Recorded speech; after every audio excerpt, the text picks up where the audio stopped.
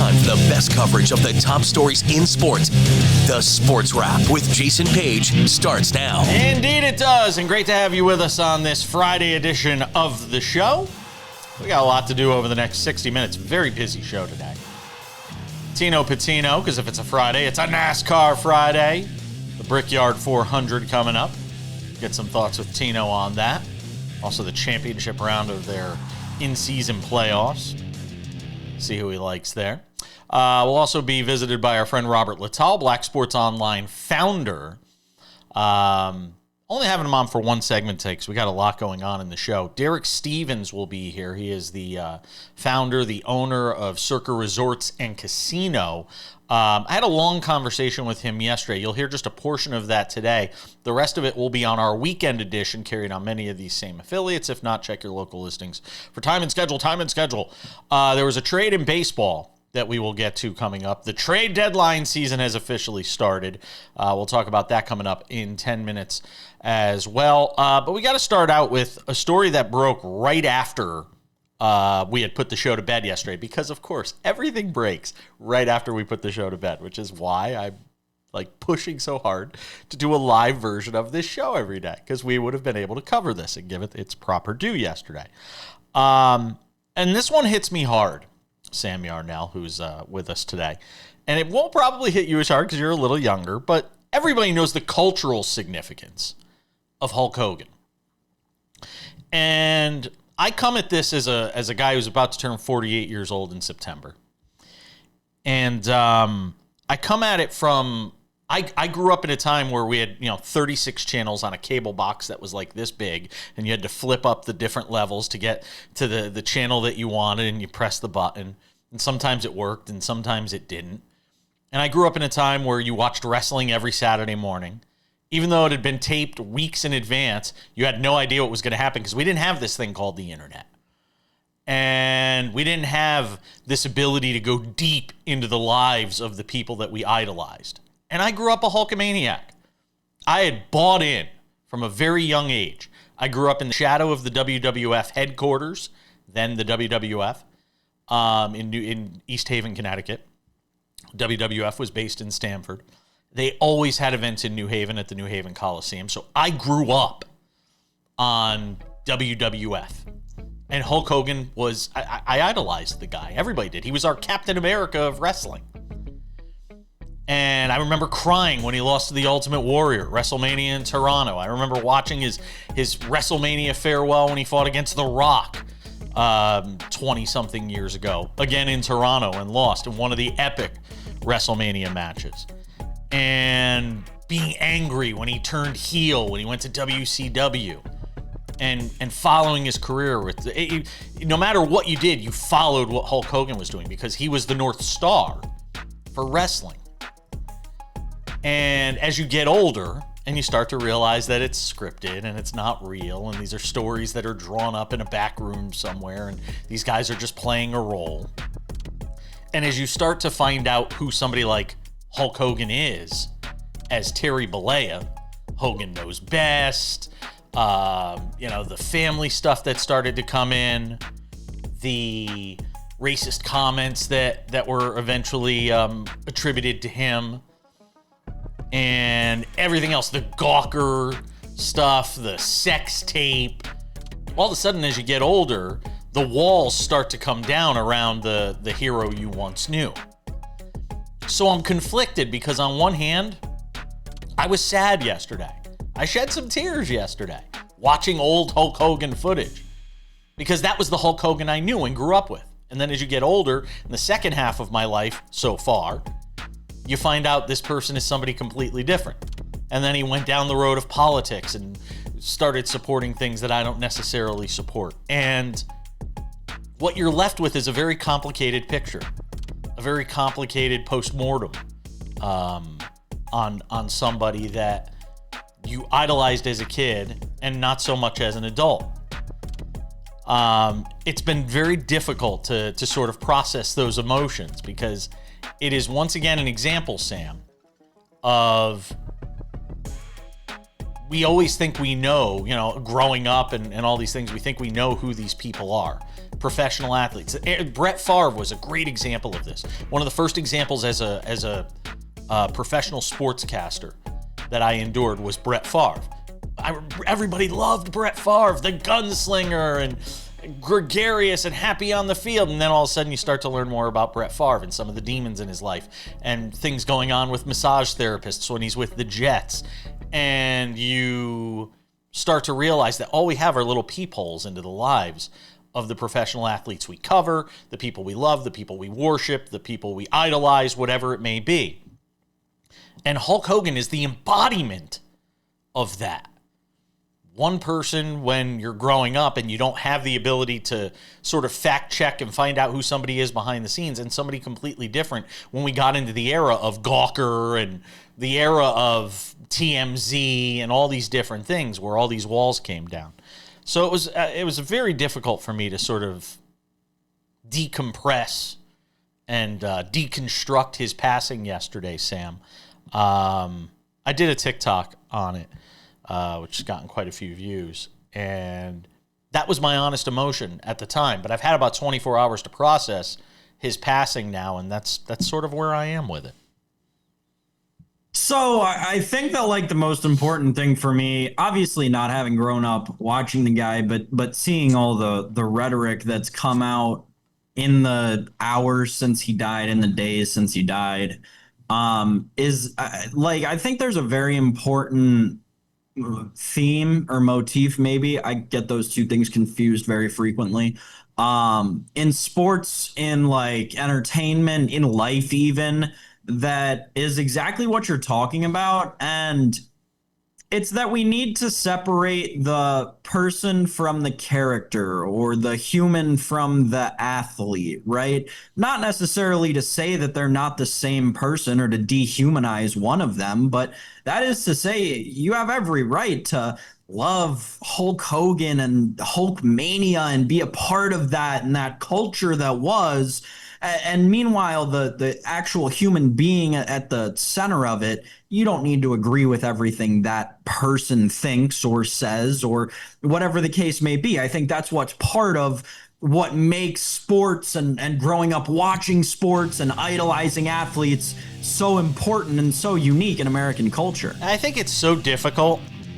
And I think it's so, and I think Aaron Rodgers is sort of the modern day embodiment of this. Like, how do you, no, really, admire his talent. I mean, he's one of the best quarterbacks of our generation. But how do you take that and put it alongside the personal and the behind the scenes aspect of it? It's a lot to process. We're coming back.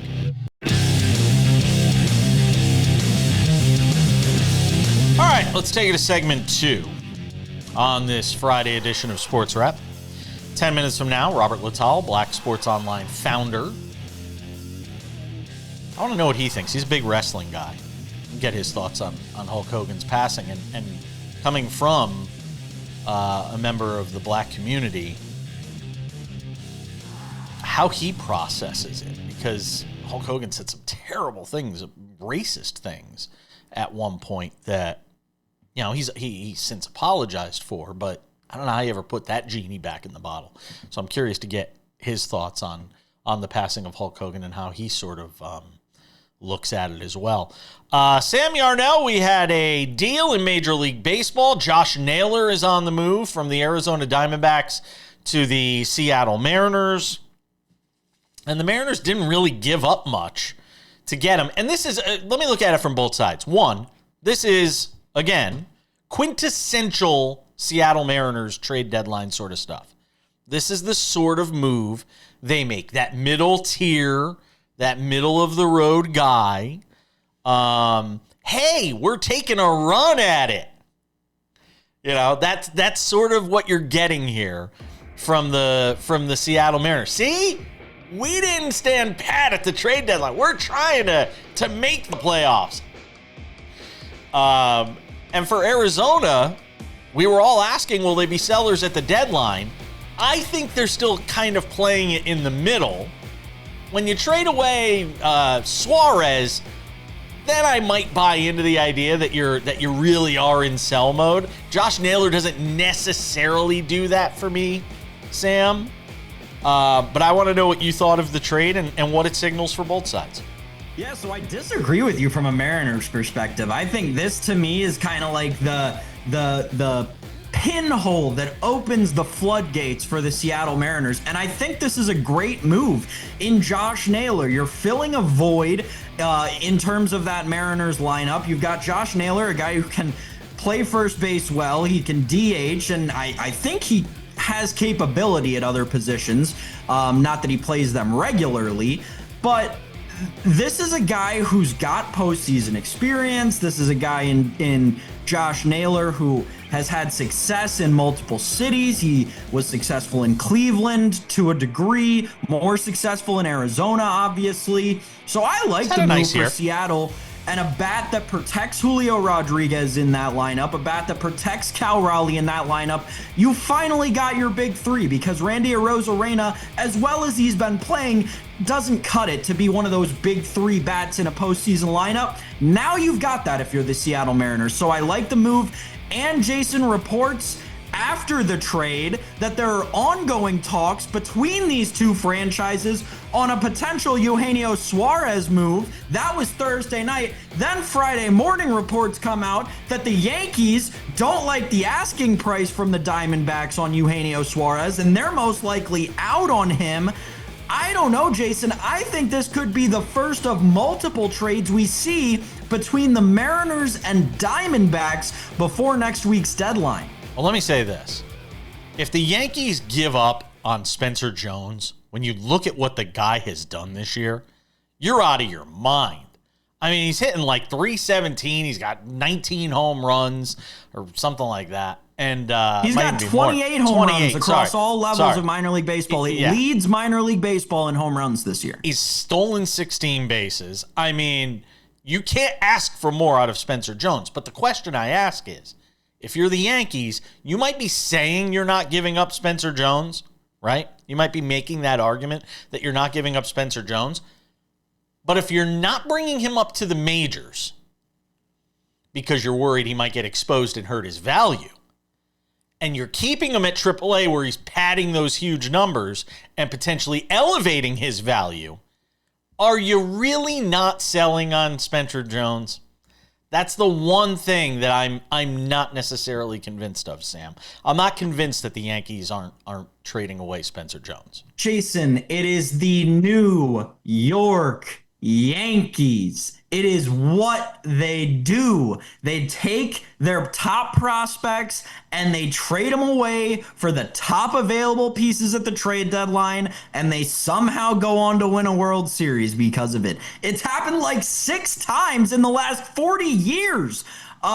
This is, like, to me, quintessentially what the Yankees need to do to put themselves back in the driver's seat of that division, because they've quite frankly lost it. It's the Toronto Blue Jays at this point. There's no team, well, maybe. There are a few teams hotter in baseball than the Toronto Blue Jays right now over the course of the last month. So if the Yankees want to get back in that driver's seat for Yankees the AL aren't winning East a World Series, Sam. Sam, I'm going to say it right now. The Yankees are not winning a World Series. They are a fundamentally flawed baseball team. They don't run the bases well. They don't play defense well. Those are things that matter in the postseasons when games are being played on the margins.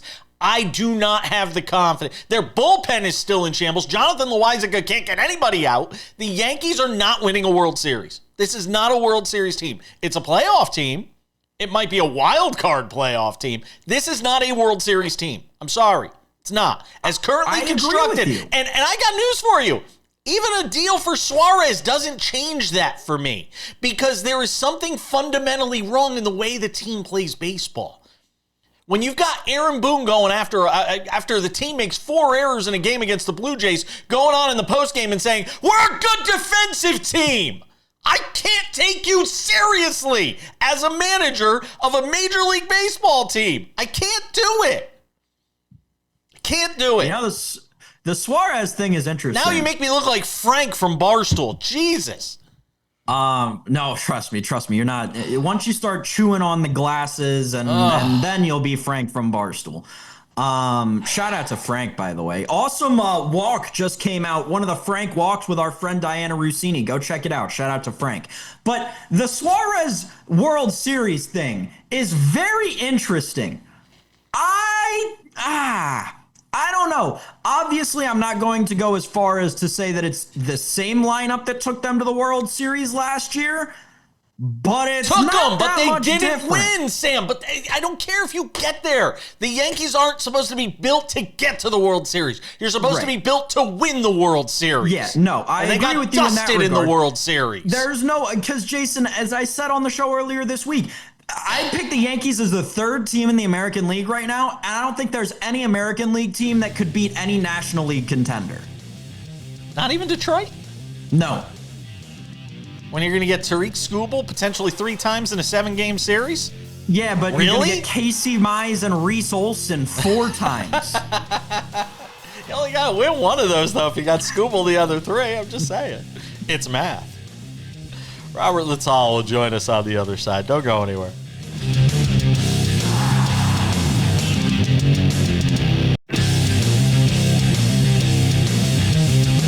All right, this Friday edition of Sports Wrap continues, and if it is a Friday, it can only mean one thing. We're joined by our friend Robert Littal.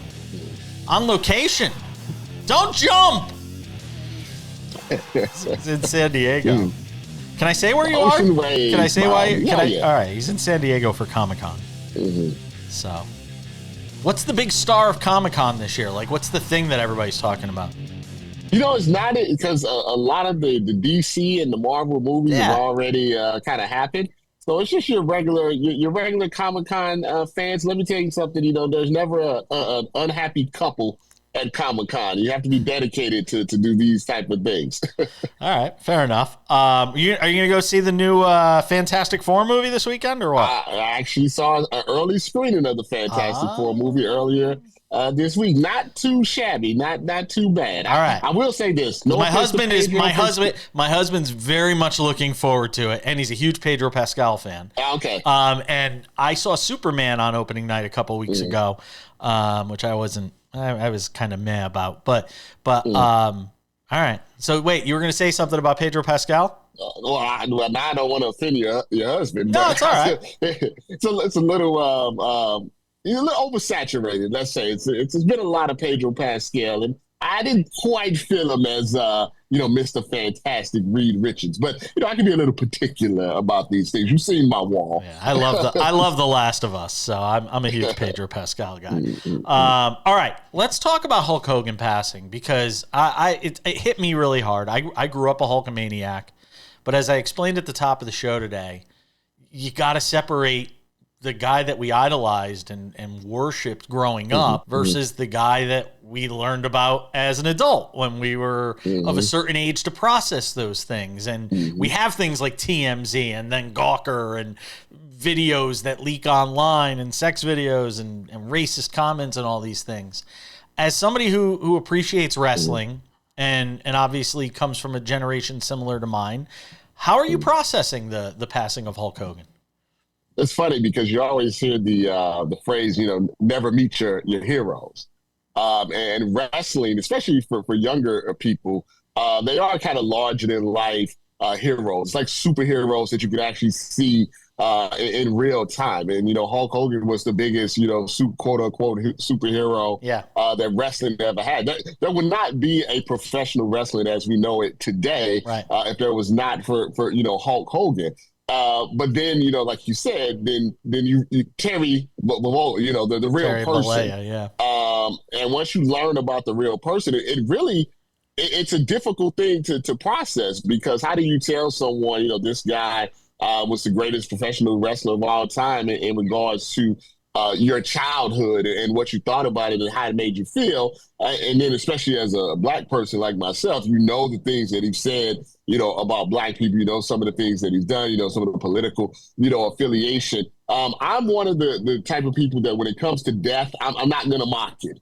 I'm not going to make fun of it. I'm not going to take shots. I'm very much, if you don't have anything nice to say, just don't say it, at all. But it does make you feel a certain type of way because it's a push and pull type of situation.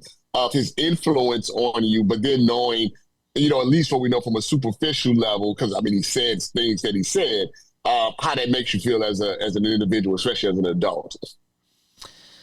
What is his legacy? Is it really two legacies? Is it him as the wrestler and then really? And again, we grew up in a time watching him where there was no internet, there was no breaking down that third wall. Like Hulk Hogan couldn't exist in today's wrestling world. Like he couldn't. It wouldn't be the same. It wouldn't have succeeded. As I heard somebody point out yesterday, Dave Meltzer, I think, said it when I saw him in an interview, where he's like, he was at the perfect time, the perfect place, the perfect person for what wrestling needed at that time. But I don't think he could have existed in today's wrestling world. No, it's definitely a different, age. And I mean, that's why he kind of aged out of it in the beginning. And then he kind of made with the NWO, that was a smooth transition that nobody thought was happening. I think one of the sad things about death is a lot of times, especially with celebrities die, your worst moments are also amplified along with your best. And it's not like you can defend yourself because you're not here anymore. We saw it, we've seen it with Kobe Bryant, we've seen it with, others. There's always going to be a subsection of individuals that when you die, if you did something within your lifetime that offended them or that people are upset about, they're going to, mention it. When Bill Cosby dies, there's going to be some mention of certain things. When Trump, passes, it's always going to be, like that. I'm not a fan of it. I will be perfectly honest with you because, I mean, they passed away. I mean, taking your shots now, what is it gonna, what is it gonna do? And I always try to think about it like this: no matter how terrible a person is, that person more than likely still was a father.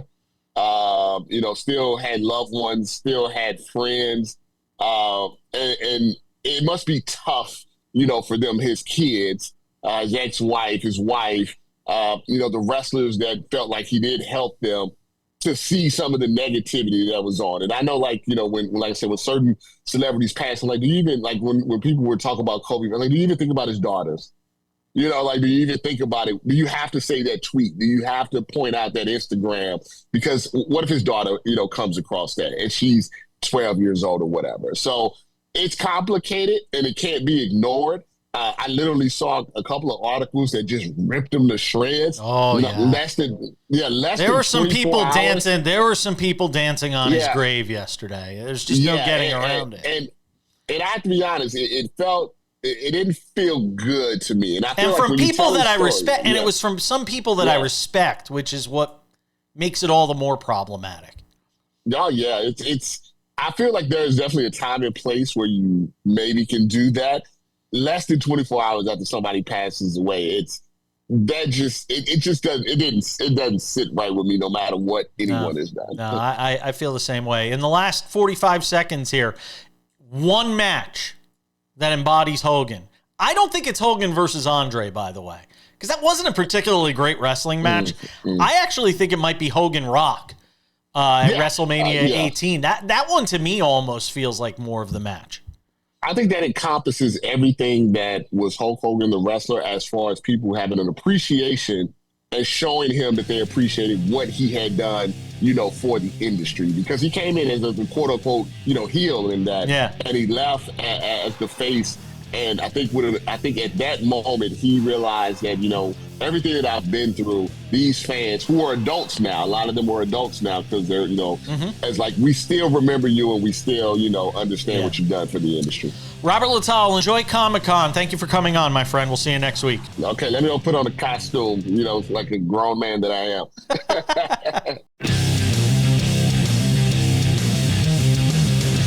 All right, one last segment with Derek Stevens, who does a terrific job. If you have not had a chance to go over and check out Circa Resorts and Casinos, next time you're in Las Vegas, make sure to do it. If you're watching us in Kentucky, they got the new sports book over there. I errantly said Nashville before, and he corrected me on it. Gives us a few minutes here on the show. So one of the things we've talked about on this show is the proliferation of sports betting around the country, but also how it's impacting the sports world at large. We've seen these isolated cases of athletes that are getting rung up for being involved, whether it's proxy betting, whether it's weird prop bets that are raising the ire of people or being flagged. From your perspective and where you are, is it a bigger problem than we are led to believe, or are people in the media, maybe like me, blowing it out of proportion in terms of how big of a problem we think it is? I would tell you that I think it's a bigger problem today than it was back when Nevada was the only place you could have sports betting. And here's the reason: it's because I think there's been enough history in the state of Nevada that I don't think some of the betting offers would have been made in Nevada if Nevada was still the only place out there. I find it preposterous. You're going to take a guy, let's just say the eighth man on the team, and you're going to put a prop up on whether or not he is going to make or miss a free throw or something like that. I know these fellas make a lot of money, but you don't do that. You don't put props up on on a potential, college kicker. There's certain things that defy logic. And I think but we live in a world where you could practically bet on every play now. I mean, everything with live betting and all of this. I mean, it feels like you could bet on literally every play. And I think it shows that things went too far. Now, I will tell you, I'm a big proponent of prop betting. I think prop betting is a good thing within sports betting. I'm obviously someone that believes sports betting is a good thing. I think sports betting is a good thing for leagues. I think it's good for team owners. I think it's good for players. I think it's good for players' associations. I think it's good for media. It's good for sponsors. It's good for fans. So I'm all in on sports betting. And I'm also all in on prop betting. But I think there's some reasonability here that comes into play. You cannot put a potentially vulnerable person and put a prop on this person. It's a little bit different if you put a prop on how many rushing yards will the starting running back go for in a given game. That's how many passing yards your quarterback's going to have. Those are a little bit different than whether the 8th or 10th man will miss a free throw. And I think that's where there was some disconnect, that there may have been some over aggressiveness on putting a prop bet up on everything. It just opened itself up to a potential problem. I tell you, Circa Sports would have never had a prop as crazy as some of these props where these guys got in trouble. Never. I would have never allowed them to put a prop like that. It's ludicrous. What's the greatest danger to the house? What's the greatest danger right now in bringing, in beating the house? Is it AI? Because I had somebody a couple of years ago when I started to get into talking about sports betting saying, all these sports betting, all these books are going to be in trouble because of AI. It's a few years later. I still don't necessarily see that. But what's the greatest thing that keeps you up at night as somebody who owns a sports book? Yeah, it's not AI. It's not. I mean, again, remember, we take risk when we post a number. The one thing Circa Sports does is we post the college football number. We're the first ones that do it. So at 11 a.m. every Sunday morning Pacific Coast time, we post every college football line. Most books kind of follow or copy off of that. When we post it, that's what our risk is. But after that, if there's an AI program or a very good handicapper, we fully understand that the markets are a lot smarter than we are, and you allow the market to really develop the number. When you try to build a strong number, it's like building a building. You have to have a good foundation. You have to have bets on both sides. Then you have to have good action on both sides, and you need smart people on both sides. And that's when you can kind of say, okay, I got a solid number. And that's the big thing that we want to do at Circa Sport. We want to put out a solid number. So I think we go through, price evaluation, price discovery very, very quickly. That's costly to us because we lose on those bets. But we think what we gain is that we get a respected number. So Now it's not AI because the market's going to set the number eventually for you anyway. As far as biggest risks, I would say, frankly, it's going to be tax rates. It's going to be if we have states that feel that sports betting is going to solve every budgetary problem a state may have.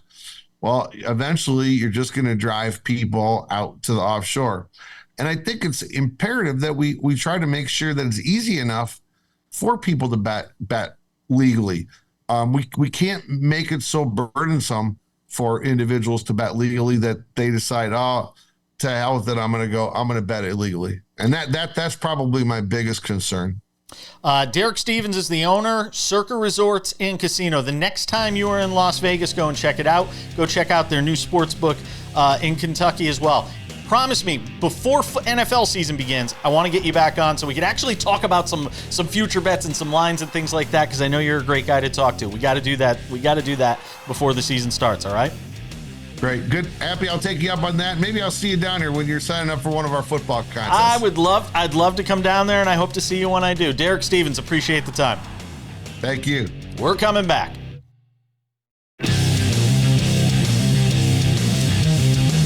We wrap it up with odds and ends about 10 minutes from now. Some thoughts on, what's going to be a contentious issue for the Raiders and somebody they let go of. We'll get into that. Also, a Caitlin Clark card for the ages and how much it sold for. You might have to pick up your jaw from the floor when we tell you. But let's talk some NASCAR, because if it's a Friday, it's a NASCAR Friday, and that means Tino Pattigno is here.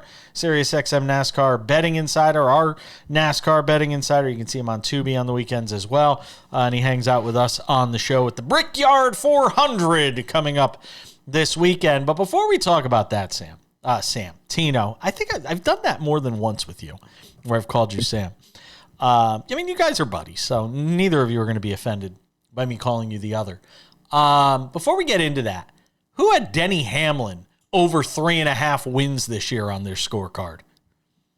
Not many people, especially with him getting older. And I got another piece of information right about that. Breaking news as of today, he signs a multi-year contract extension to stay with Joe Gibbs Racing. So not only did Denny Hamlin increase his win total, he's getting closer to 60 wins, which is a landmark for a lot of drivers that have ever raced.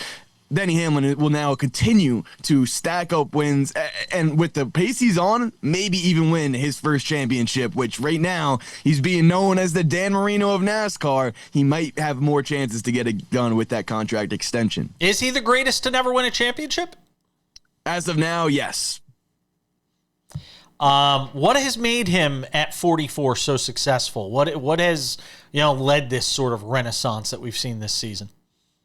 I think his ability to stay patient during a race, figure out what he needs to do in order to get more speed out of his car, or just understanding where they're at with. Some drivers may not be able to do that, right? That's the experience level. He's using his experience to benefit himself during a race, in which maybe if you're a young driver, you're trying to push too hard, be too aggressive. Denny Hamlin says, if I have a 5th place car, I'm making sure that I finish 5th or better. And then he puts himself in a good position to where he has a strong pit crew, a really smart crew chief on top of the box, where if it's towards the end of a race and he's inside the top 5, maybe they get him 1 or 2 positions on pit road. But it's Denny Hamlin that keeps them in that top 5 spot throughout a long green flag run, or even, through an overtime or something like that, which we saw earlier this year, him winning because of his pit crew. So it's a full team effort, and Denny Hamlin's played a strong role about building his own team. I think that all those components really make for a strong season that he's having thus far. All right, talk about the Brickyard 400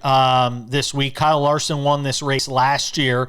Is this where we see the return of Kyle Larson? Because it feels like he's been gone for a while.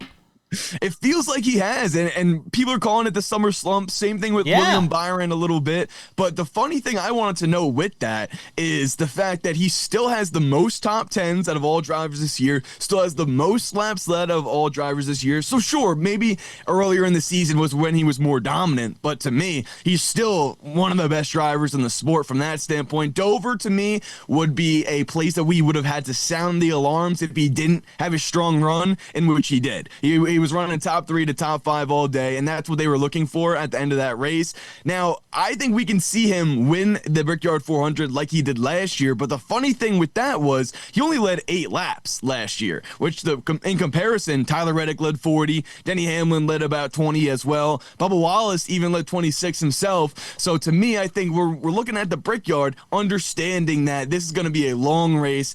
We can see Kyle Larson up there, but I think there's some other drivers as well that we need to keep an eye on.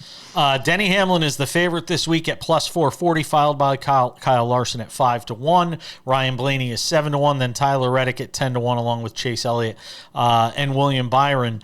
You mentioned Bubba Wallace there briefly, 16th, right near the line there, right on the line.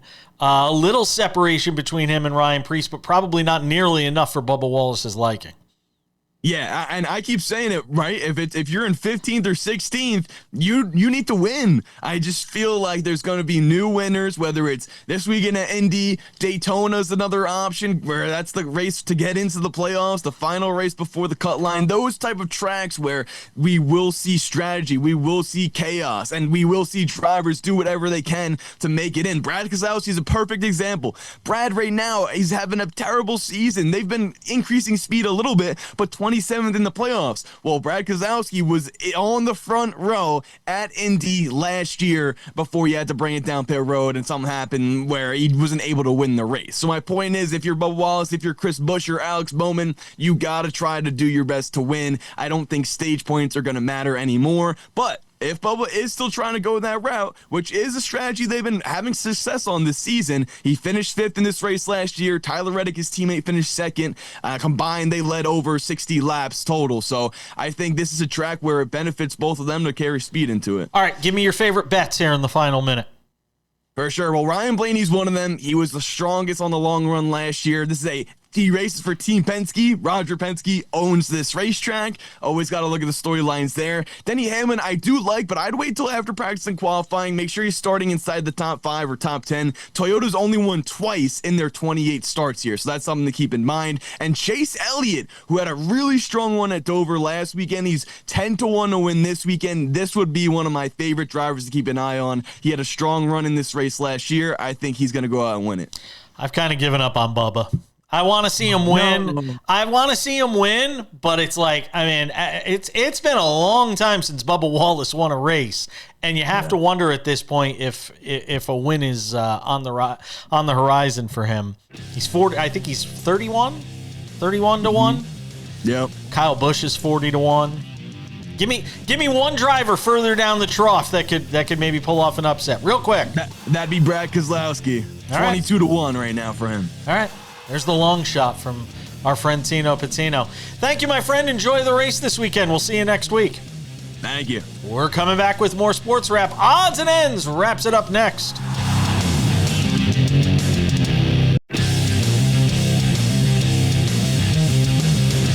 All right, just about time to put the wraps on this baby for another week. I don't know where the week went, but it's gone. Sports Wrap weekends on many of these same affiliates. Every weekend, a 30-minute sort of recap of what we talked about. Sometimes you get original content as well. This weekend, my full conversation, you saw part of it earlier in the show, my full conversation with Derek Stevens, the founder, the CEO, the owner of Circa Resorts and Casino. Very interesting conversation about the state of gambling, sports betting, bettors and casino goers being punished in this new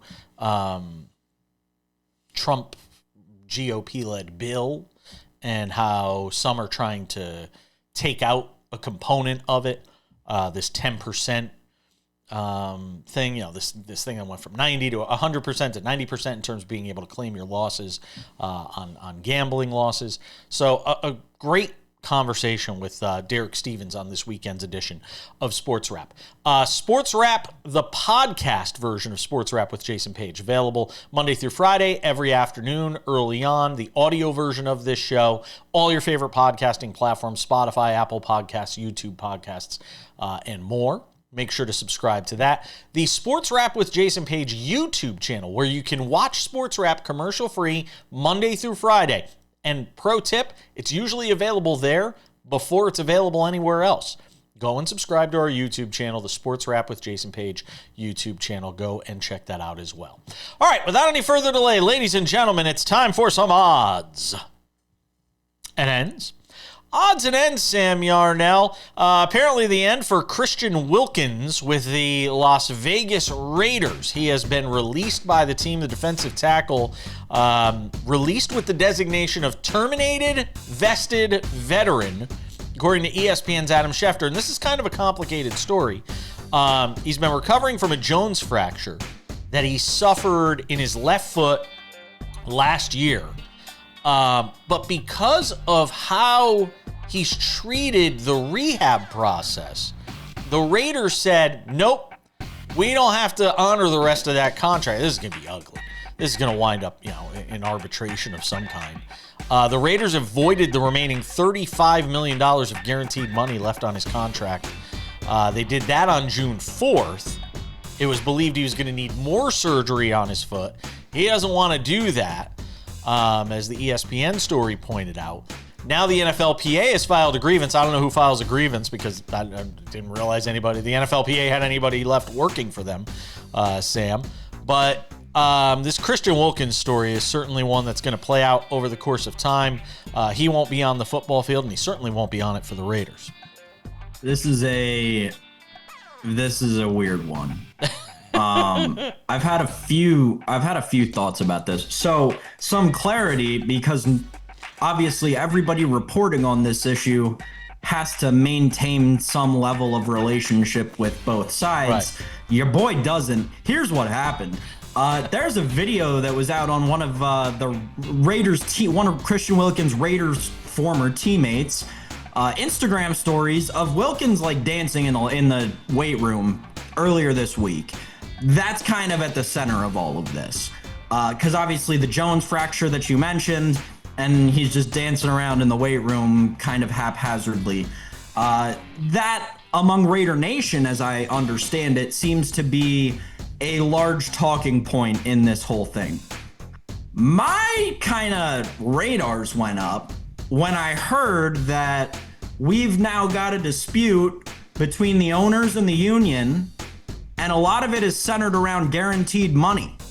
Sounds awful familiar. Where have I heard that one before in the last 2 weeks? I think that there's something going on here that we will find out about in a long time from now, weeks, months, maybe a year. That's going on with the release of Christian Wilkins. This is a guy they signed to a 5-year, $100 and whatever million contract before last season. There's no reason. I don't care if the guy was playing hopscotch on his bad foot. There's no reason that you punt on a guy like that in that situation. They put out a weird statement. It didn't make a lot of sense. They made it seem like he was aiming towards retirement, which nobody thinks is the case. I think that there is something broader going on here with regard to the collusion case that we've been talking about between the NFLPA and the NFL owners for the last month. It certainly could be. And we'll obviously see how it all plays out. All right. Own a design studio. All right. Let's talk about Caitlin Clark. In the world of autographed cards, the one-of-one logo man has always been the crown jewel. Well, now there is one to put alongside it. It's the logo woman. An autographed Caitlin Clark, flawless panini. One-of-one, instant rookie, royalty, WNBA flawless platinum Caitlin Clark card was pulled live on online shopping marketplace Whatnot just 3 weeks ago. It has sold for a record, a female sports card record, $660,000. Sam Yarnell. Talk about the winning lottery ticket. That is it. $660,000, Sam, for a Caitlin Clark one-of-one logo woman. That's a great way to make a quick buck. A lot of quick bucks. 660,000 of them. Wonder what the profit margin is on that pack of cards.